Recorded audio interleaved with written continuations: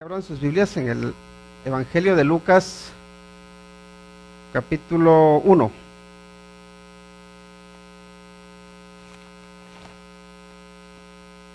Lucas, capítulo 1, vamos a leer de los versículos 67 al 79.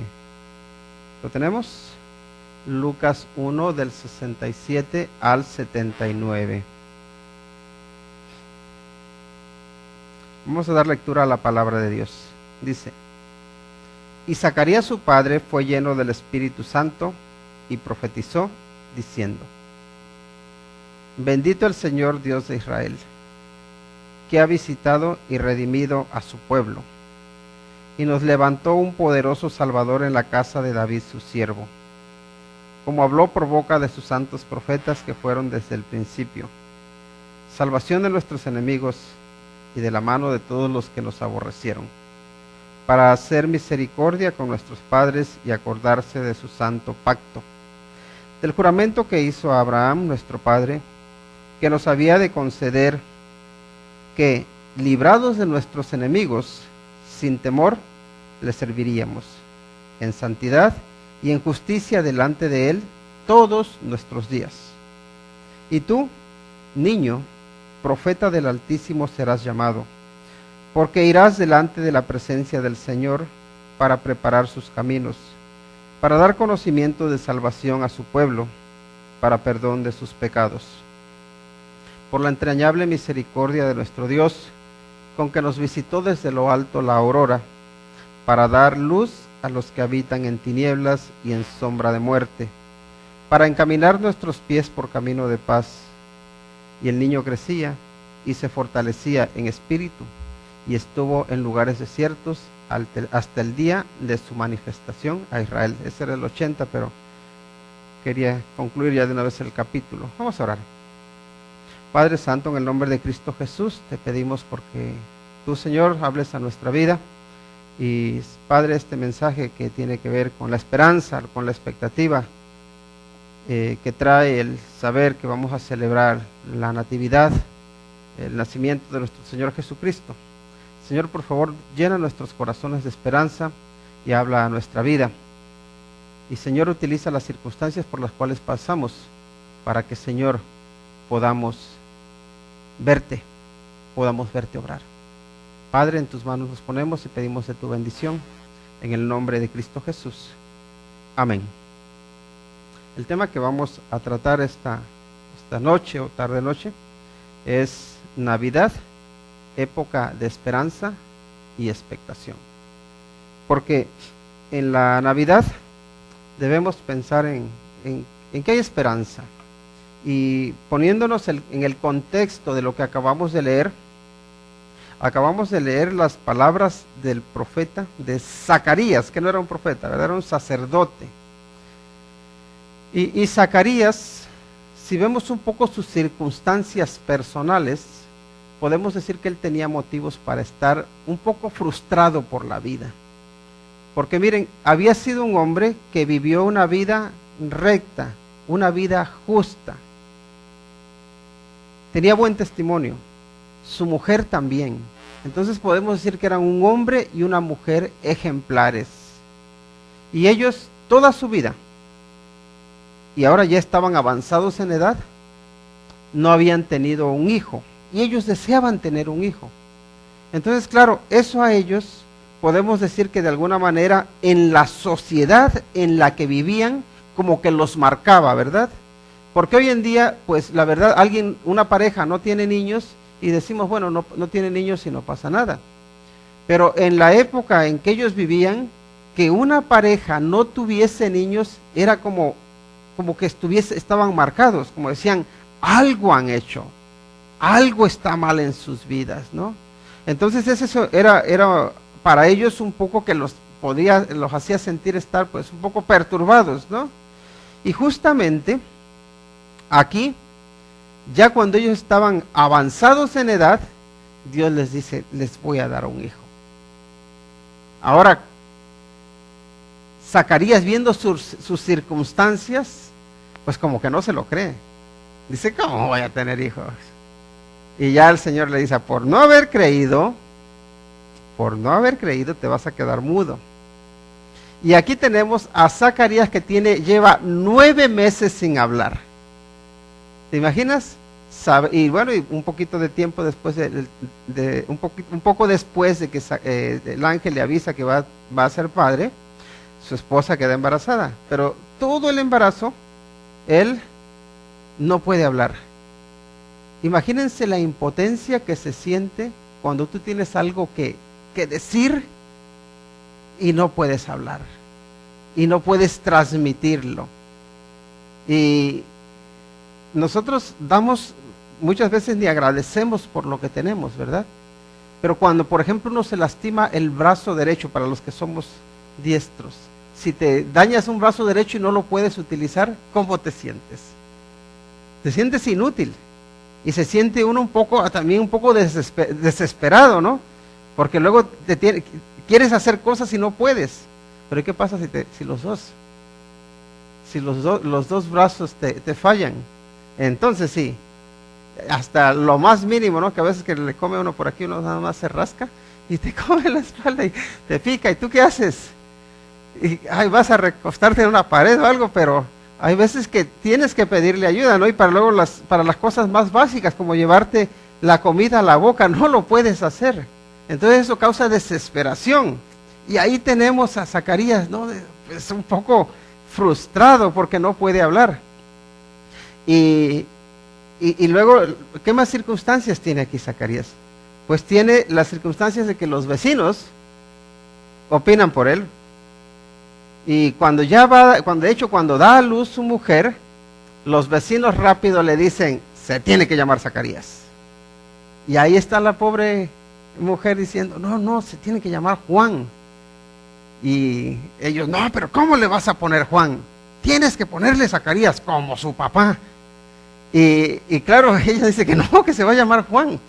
Así que ya dice, bueno, pues vamos a preguntarle a él, porque parece que ahí quieren imponerle a la pobre mujer que le tiene que poner Juan, aunque sea su hijo, ¿no? Así que ya le dicen, a ver, Juan, ¿tú cómo quieres que se llame? Porque tu mujer parece que no está muy cuerda, ¿no? Así que le dice, a ver, denme algo para escribir. Así que ya les dice, Juan es su nombre. Todos, wow.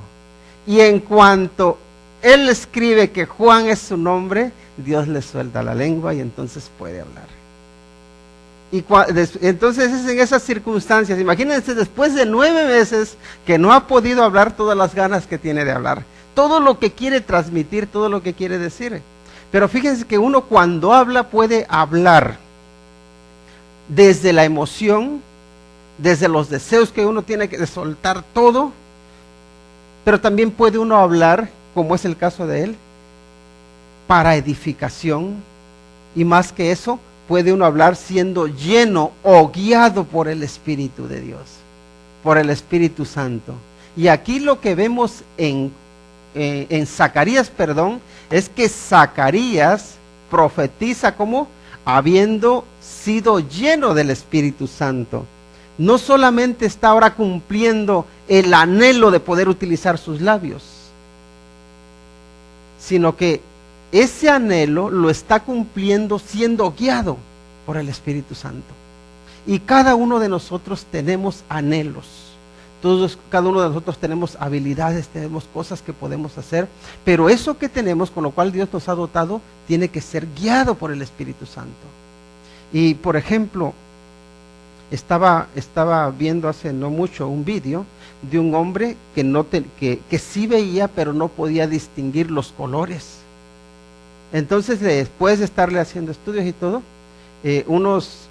le hicieron unos lentes que le ayudaban, o gafas que le ayudaban a distinguir los colores.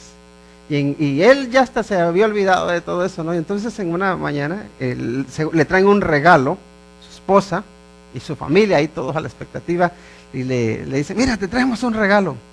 Y él abre el regalo, y es un hombre así, fuerte, y se ve un poco tosco, serio, de esos que no expresan mucho, y ve el regalo, y ¿qué es esto? Ahí lo miras medio sospechoso, ¿no? Así que ya empieza a abrir, y le hicieron la broma encima de que un montón de envoltura, y ya unos lentes, y sí, lentes. Y dice, póntelos, y ya se los pone. Cuando se los pone, distingue los colores. Y se hacía. Y veía para un lado, veía otro, veía las personas, veía la puerta, veía la casa, y todo tenía una nueva dimensión, porque ahora distinguía los colores.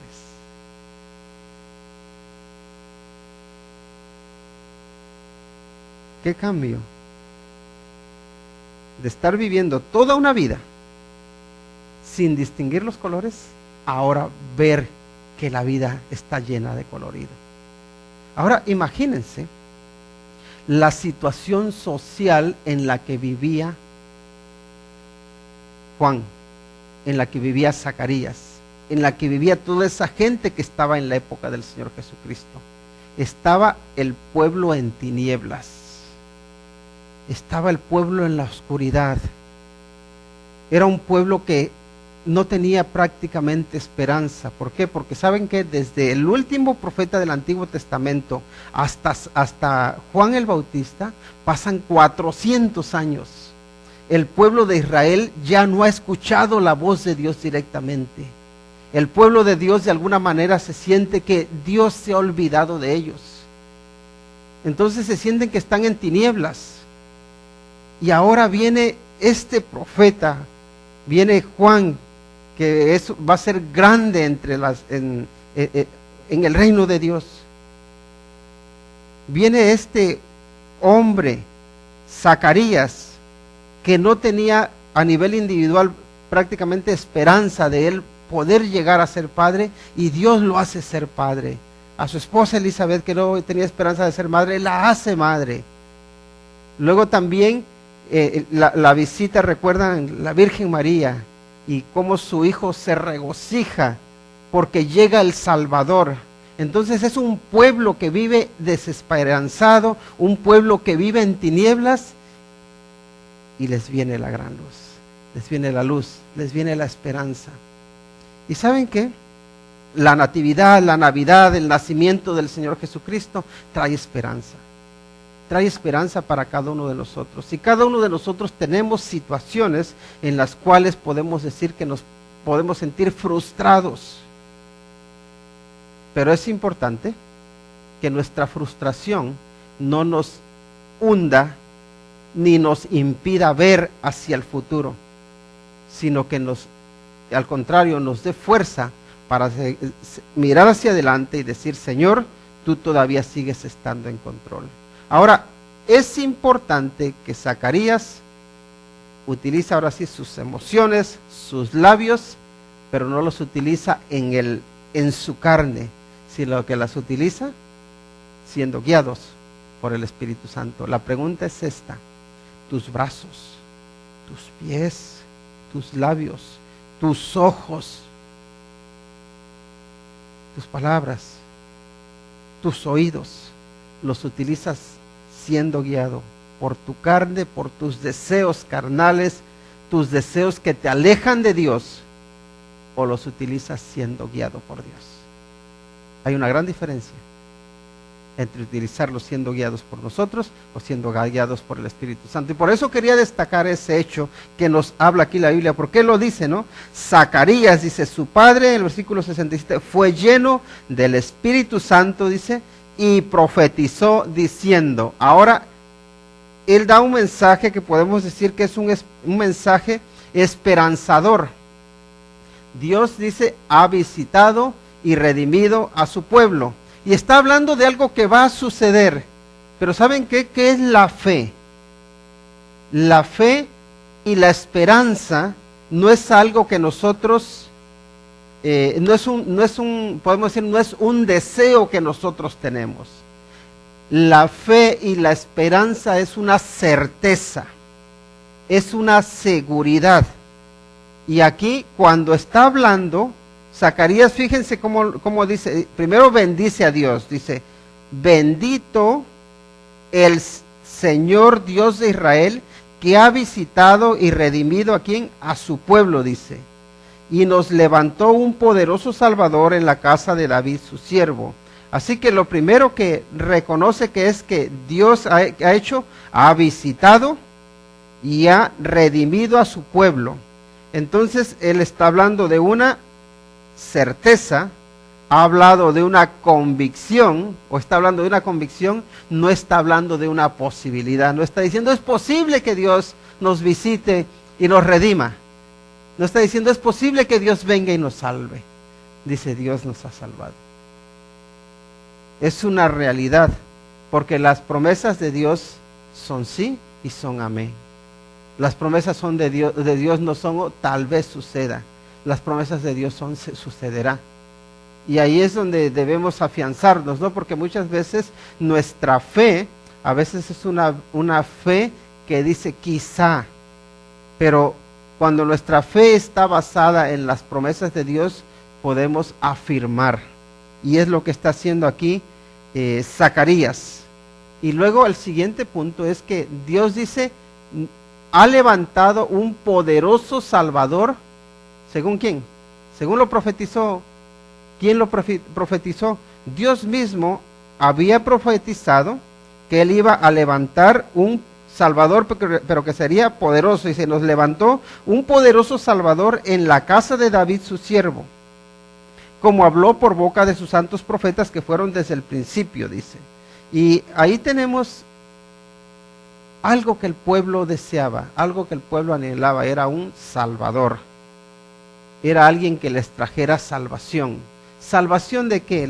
Y sabemos que ese fue uno de los principales errores de los judíos cuando no reconocieron al Señor Jesús. A la hora de interpretar la palabra de Dios, a la hora de interpretar la profecía, porque ellos dicen, bueno, si Dios nos va a dar un poderoso Salvador, ellos entendían que iba a venir un hombre, un guerrero o un rey que iba a crear un ejército poderoso y que iba a librarles de toda la opresión, especialmente de los romanos, ¿no? Y ellos esperaban a ese Salvador, que era poderoso. Ahora, el poder del Señor Jesucristo, sabemos que se va a manifestar cuando acabe con sus enemigos, pero ¿saben qué? El poder no siempre se manifiesta venciendo o imponiendo su voluntad por la fuerza. El poder también se manifiesta controlándose uno a sí mismo. El poder también se manifiesta cuando uno decide hacerse siervo. Cuando tú en tu interior o reconoces que mereces ser servido, y te decides a servir. El Señor Jesucristo merecía ser servido. Merecía que todo mundo se arrodillara delante de Él y que todo mundo viniese y le ofreciese su servicio. Se lo merecía y se lo sigue mereciendo. Pero ¿qué hace Él? Él manifiesta su poder trayendo o poniendo su vida al servicio de los demás, entregando su vida para hacernos un bien. Entonces aquí el poder del Señor Jesucristo se manifiesta, podemos decir, no manifestando su poder en el cual impone su voluntad, sino mostrando su poder manifestado en la humildad. También eso es manifestar el poder de Dios. Y dice que nos ha dado nos ha levantado un poderoso Salvador, según lo profetizó. Y fíjense que el Señor Jesucristo viene también, dice, según lo profetizó, entonces viene cumpliendo lo que ya estaba escrito. Y ahí también está su sumisión, su sujeción a lo que ya está escrito, a la palabra de Dios, ¿no? Entonces tenemos, por un lado, que ha visitado y redimido a su pueblo, ha levantado a un poderoso Salvador, según lo profetizó, pero también nos dice que Dios haría la misericordia de que su pueblo, ¿lo qué? Le sirviera. Dios haría la misericordia de que su pueblo le sirviera, y a veces nosotros no valoramos lo importante que es el servir. Servir. Cuando servimos, demostramos, por un lado, amor hacia las personas a las cuales servimos, pero también cuando servimos, estamos manifestando que somos útiles, que tenemos capacidades, que tenemos habilidades. Y a veces nosotros no valoramos eso. Y aquí dice que es el que nosotros podamos servir a Dios o servir también al prójimo es una misericordia que Dios hace con nosotros. Ahora, a Dios se le puede servir de varias maneras. Se le puede servir, por lo menos voluntariamente, o se le puede servir por la fuerza. ¿Quién de nosotros no ha servido a Dios por la fuerza? Muchas veces no lo hacemos porque queremos, lo hacemos porque debemos. Y especialmente creo que esto es para los que nacen en un hogar cristiano sin ellos ser cristianos. Porque recordemos que los cristianos, nosotros no somos cristianos porque nuestros padres son cristianos. Entonces, ¿qué pasa? Que para los niños que nacen en un hogar donde los papás son cristianos, generalmente a los niños se les hace que hagan cosas, o a veces hasta se les obliga, ¿no?, a que hagan cosas que ellos no quieren hacer. A veces es ¿por qué? Porque ellos mismos no son cristianos y no tienen ese deseo de hacerlo.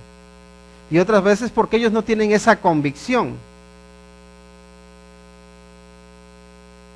Y entonces nos encontramos a niños o a hijos que hacen cosas para el Señor, pero no porque quieran, sino que les sirven. ¿Por qué? Porque los obligan o porque los hacen que les sirvan. Eso puede crear dos cosas. Puede crear que los hijos digan, pues yo necesito hacerlo de corazón, necesito hacerlo, esto es bueno, pero necesito hacerlo porque Dios se lo merece, por gratitud a lo que Él ha hecho por mí, por gratitud por lo que Él me ha dado, o también puede crear a veces una reacción de rebeldía, que no llegan a comprender o llegan a decir, ¿y por qué lo tengo que hacer? A veces dicen, ¿no? Y entonces se rebelan contra el Señor o se rebelan contra los padres. Y vemos que en los hijos no todos reaccionan igual. Unos a veces reaccionan como consagrándose al Señor y comprometiéndose y diciendo, sí, este es el camino que tengo que seguir y tengo que servirle al Señor, porque eso es lo mejor para mi vida y es lo mejor para mi familia, es lo mejor para mi eternidad. Pero otros saben que no llegan a entenderlo y se rebelan y se alejan y no quieren regresar a la iglesia y no se quieren hacer nada para el Señor. Y no vamos a decir que una cosa que porque los padres hicieron una cosa con uno y otra cosa con otro, haciendo la misma cosa con todos, no todos reaccionan igual. Ahora, lo sabio es reaccionar sirviéndole a Dios. Porque ¿saben qué? Los papás no siempre, o más bien muchas veces los papás no conocieron ellos al Señor desde pequeños. Ellos tuvieron que vivir en hogares donde no se iba a la iglesia. Tuvieron que vivir sin conocer del Señor. Tuvieron que vivir en el mundo. Tuvieron que vivir sin conocer la palabra de Dios. Y ellos se dan cuenta de que ellos se perdieron de muchísimas bendiciones, incluso de mucha protección por no haber crecido en un ambiente cristiano. Y saben que lo que el mundo ofrece no vale la pena. Por eso ellos quieren llevar a sus hijos a que a que sirvan al Señor, a que honren al Señor, a que busquen al Señor. No porque quieran privarles de una vida alegre o que quieran privarles de que se disfruten de la vida, no, porque ya saben que lo que el mundo ofrece no vale la pena. Que lo que nosotros nos creemos cuando no hemos andado por allí fuera, cuando no hemos, lo que nos creemos que eso sí es divertido, que eso sí es bueno, al final se da uno, ya los papás ya vivieron eso y ya saben que no merece la pena, y por eso les quieren proteger de esas cosas, y por eso es que dicen, no, mira, vente por aquí, y por eso los llevan o los animan para que sirvan al Señor. Pero lo importante y lo sabio es que los hijos sirvamos al Señor y que lo hagamos de buena gana, porque ¿saben qué? Estamos de verdad siendo protegidos de muchos ataques del maligno, de muchos vicios, de muchos daños. ¿Por qué? Porque cuando andas en obediencia al Señor, sirviendo al Señor, el Señor también te protege. Y si no quieres hacerlo, porque el Señor te ama, también te va a llamar.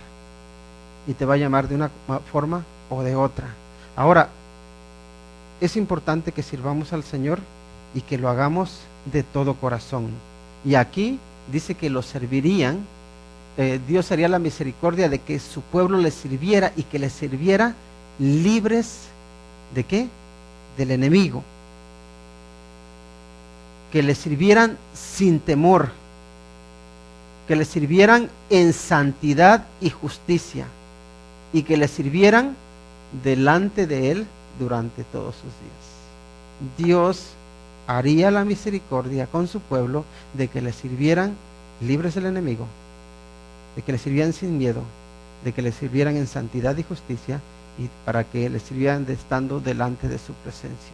¿Saben qué? Pocas cosas, es más, nada te puede satisfacer más, nada te puede dar más paz, nada puede llenar más tu vida que estar delante del Señor, que estar en la presencia del Señor, que estar, buscarle a Él en oración, en tú y Él solos, leyendo su palabra, orando, meditando, buscando cuál es su voluntad, buscando cómo servirle, cómo hacer las cosas de la mejor manera posible. Dios nos hará, dice, haría la misericordia de que su pueblo le sirviera y que lo hiciéramos por amor. Luego también sigue adelante y nos dice que Juan es llamado profeta del Altísimo. ¿Por qué? Porque irá delante del Señor. Y fíjense lo que nos está diciendo. Y tú, niño, aquí ya está hablando de lo que el cumplimiento de la profecía, ¿no? Hasta aquí. Ahora hace un giro, hace un cambio aquí Zacarías y ya está viendo a su hijo. Y ya dice, y tú, niño, profeta del Altísimo serás llamado. ¿Y cuál era la función de un profeta? La función del profeta es dar la palabra de Dios al pueblo, ¿verdad? Tú, niño, vas a ser llamado profeta del Altísimo, y la razón por la que serás llamado del profeta del Altísimo es porque irás delante, dice, de la presencia del Señor para preparar sus caminos. Fíjense del privilegio que Dios estaba dando aquí a Juan el Bautista, que lo enviaría a prepararle el camino. ¿Y cómo se le prepara el camino al Señor? ¿Cómo se le prepara el camino al Señor? Y lo que vimos que hizo Juan el Bautista durante su vida es llamar al pueblo, exhortar al pueblo para que se arrepintiera. Arrepentíos, decía, porque el reino de los cielos se ha acercado. Entonces, lo que hace Juan, antes de que el Señor Jesucristo venga, y va delante de él, por eso, como que va preparándole el camino, es diciéndole, ¿saben qué? El Señor Jesucristo viene a visitarles. El Señor Jesucristo viene a este mundo a traer salvación, a traer vida eterna, a traer luz. ¿Cómo lo vas a recibir? Prepárense para recibirlo. ¿Y cómo se recibe al Señor Jesucristo? Se le recibe con un corazón arrepentido. ¿Arrepentido de qué? Del pecado. ¿Pero qué pecado hay en nosotros? A veces es lo que he escuchado. Si yo no tengo pecado, yo no soy una persona mala. No. Todos tus pensamientos son buenos, todas tus palabras son buenas, todos tus actos son buenos. Y ya ahí nos damos cuenta de que no hay nadie que no tenga pecado. Todo mundo tiene pecado. Y ahí Juan el Bautista lo que les dice, arrepiéntanse, porque el Altísimo me envía. Pero ¿saben qué? Pensándolo bien, a cada uno de nosotros, a cada uno de nosotros, el Señor nos envía para que de alguna manera seamos sus profetas. ¿Para qué? Para que hablemos a aquel mundo o a aquel pueblo, dice, que está en tinieblas, y diciéndoles, hay luz, hay esperanza, hay vida eterna y salvación. El Hijo de Dios viene a este mundo, el Hijo de Dios vino a este mundo, pero el Hijo de Dios viene a ti. El Señor Jesucristo viene a ti. Dice, tú serás llamado Hijo del Altísimo, porque prepararía sus caminos y porque daría el conocimiento de salvación a su pueblo. Luego, ¿cómo preparamos el camino para el Señor, para nuestra vida? Para que el Señor tenga acceso directo, tenga el control de nuestro ser. Y es sometiéndonos a su palabra. Juan es enviado a predicar, arrepiéntanse. Pero nosotros se nos llama y cuando se nos llama, tenemos la respuesta: ¿me arrepiento o no me arrepiento? Si yo tengo un corazón arrepentido, si yo tengo un corazón humillado, el Señor no me va a rechazar. Entonces, para preparar sus caminos y también para dar conocimiento de salvación a su pueblo. Hay salvación. Ahora, ¿quién es el pueblo de Dios? Ahí entendemos que se refiere al pueblo de Israel porque Dios lo había elegido. Pero mi pregunta es, ¿Dios solamente eligió a Israel? ¿Dios solamente quería salvar a Israel o Dios quería salvar a la humanidad? Y ahí estuvimos leyendo cuando iniciamos el servicio, estuvimos leyendo en Juan capítulo 1, que dice que Jesús vino a los suyos y los suyos no lo recibieron, dice. Pero todos los que le recibieron, todos los que creen en su nombre, a ellos les da la potestad, a ellos les da el derecho de ser hechos hijos de Dios. Y ahí vemos cómo abre la invitación para todo el que cree. Porque la esperanza que Él viene a traer, porque la salvación que viene a traer, porque la luz que viene a traer, es para toda la humanidad. Es para el mundo, no solamente para una región, no solamente para una nación, no solo para un pueblo, es para todos los pueblos, es para toda la humanidad. Porque saben que toda la humanidad necesita a un poderoso Salvador. Y recuerden esa frase: Dios nos ha dado a un poderoso Salvador.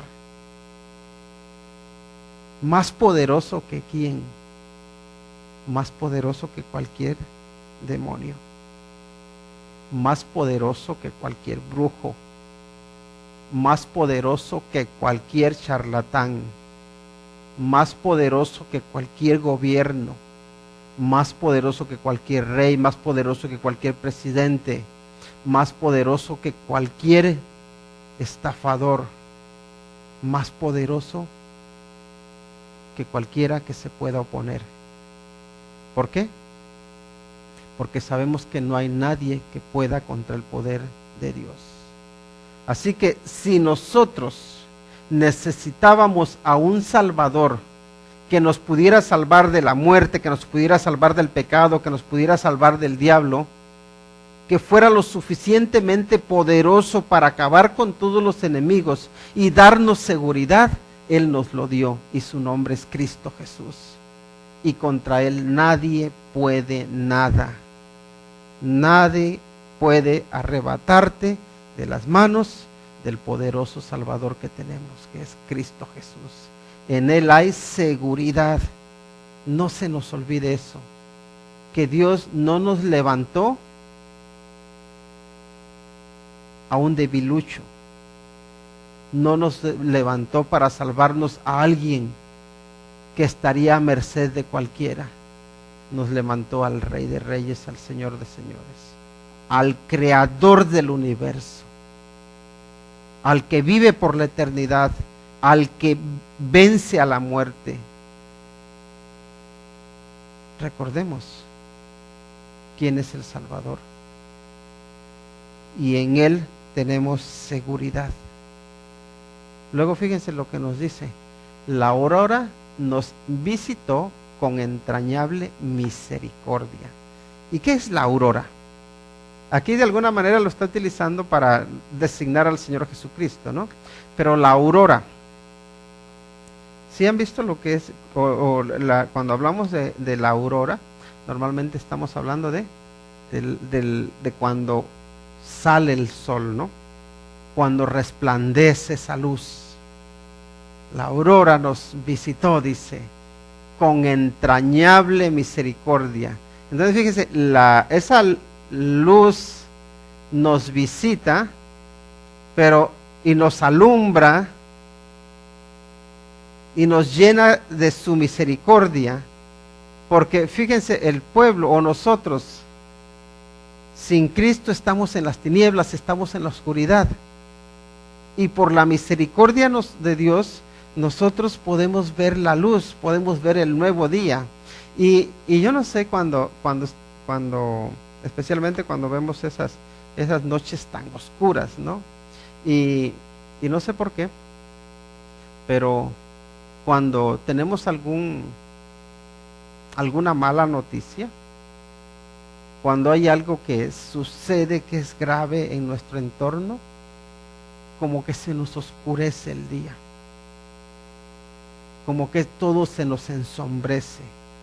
La comida pierde su sabor, el trabajo pierde su importancia, lo que tenemos deja de tener valor, y como que se nos acaba la alegría por la vida, se nos ensombrece todo. ¿Y saben qué?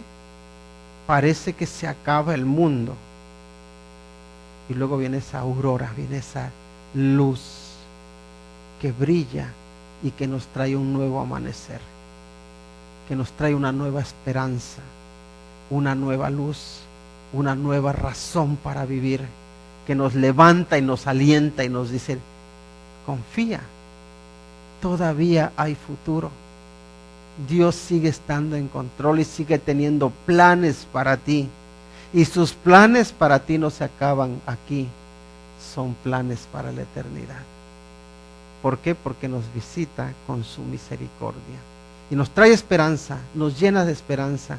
Les digo que una vida sin esperanza, la verdad que es una vida sin consuelo, es una vida en la que los vivos están muertos, podemos decir, sin esperanza. Pero con esperanza tenemos vida, tenemos gozo, tenemos júbilo, tenemos deseos de celebrar, tenemos deseos de luchar, tenemos deseos de triunfar, y Él nos llena de esas ganas, de esos deseos de vivir por su misericordia.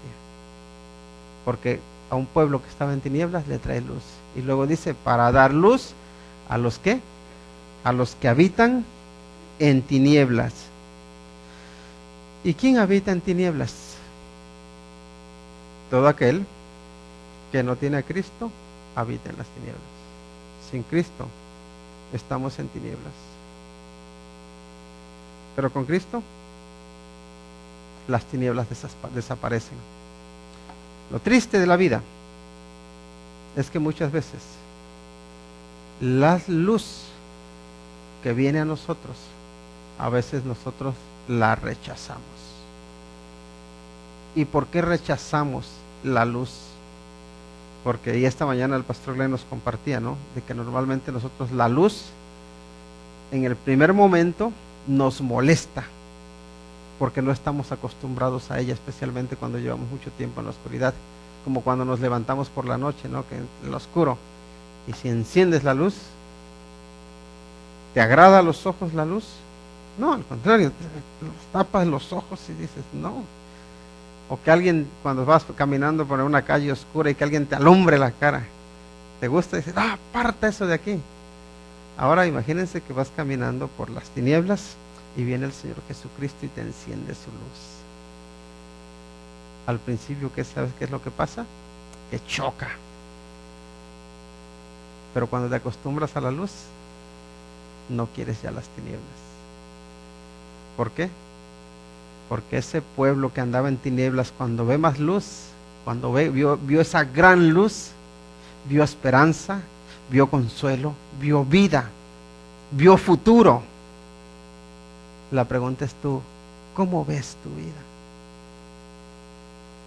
¿Estás acostumbrado a las tinieblas o ya te acostumbraste a la luz? O estás en las tinieblas o estás en la luz. Para dar luz a los que habitan en tinieblas vino el Señor Jesucristo, y eso es para cada uno de nosotros. Si estamos en la luz, pues sigamos en ella, y no nos vayamos a las tinieblas. Pero si no estamos en la luz, entonces busquemos a Cristo Jesús y pidámosle que nos ilumine, que ilumine nuestro ser, nuestra vida, y que nos dé esa esperanza para la eternidad. Y luego también dice, para encaminar nuestros pies por caminos ¿de qué? De paz. Necesitamos que Dios guíe nuestros pasos hacia la paz. Porque si nosotros guiamos nuestros pasos por nosotros mismos, ¿saben hacia dónde vamos? Vamos hacia el conflicto, vamos hacia sentirnos vacíos, vamos hacia la lucha, podemos decir, pero a la lucha en contra de Dios, a alejarnos de Dios, y no encontramos la paz fuera de sus caminos. Y Él dice que vino para encaminar nuestros pies por camino de paz. Vamos a celebrar la Navidad. ¿Cómo la vas a celebrar?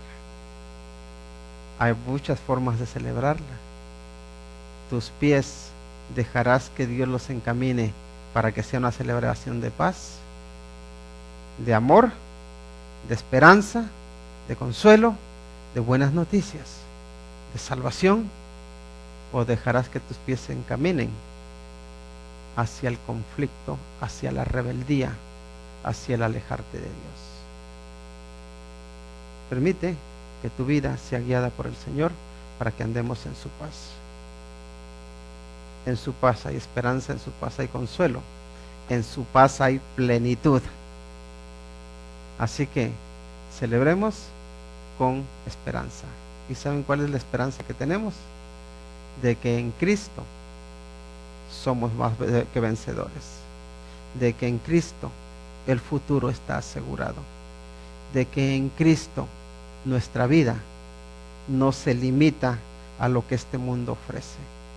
En Cristo hay una eternidad para cada uno de nosotros, y esa eternidad es para bien. Esa eternidad es en su presencia. ¿Y saben qué? Aunque enfrentemos luchas, dificultades, problemas, adversidades, podemos tener esperanza. ¿Por qué? Porque nada de lo que a ti o a mí nos suceda va a tomar por sorpresa a Dios. Él tiene nuestro futuro en sus manos. Así que confiemos a Él y pongamos nuestra vida como en sus manos. Vamos a orar. Padre Santo, te damos las gracias por tu obra. Te damos las gracias porque nos visitó la aurora, porque nos trajo luz, porque nos trajo esperanza. Te damos las gracias, Señor, porque tú nos levantaste a un poderoso Salvador, en quien podemos descansar y tener seguridad siempre. Señor, por favor te ruego, porque cada uno de los que estamos aquí, ahora que nos preparamos para celebrar la Navidad, el hecho de que el Señor Jesucristo nació en este mundo, por un lado, Señor, te ruego que quienes aún no han conocido al Señor Jesucristo, que el Señor Jesús pueda nacer en sus corazones. Y para los que ya le conocemos, que podamos, Señor, vivir en esa luz que tú nos das, y que podamos ser luz para los demás, que podamos dar ese mensaje de consuelo, de paz, de esperanza. Y Señor, estamos a la expectativa por ver lo que tú harás en medio nuestro. En Cristo Jesús descansamos en ti y te pedimos de tu bendición. Amén. Que Dios les bendiga.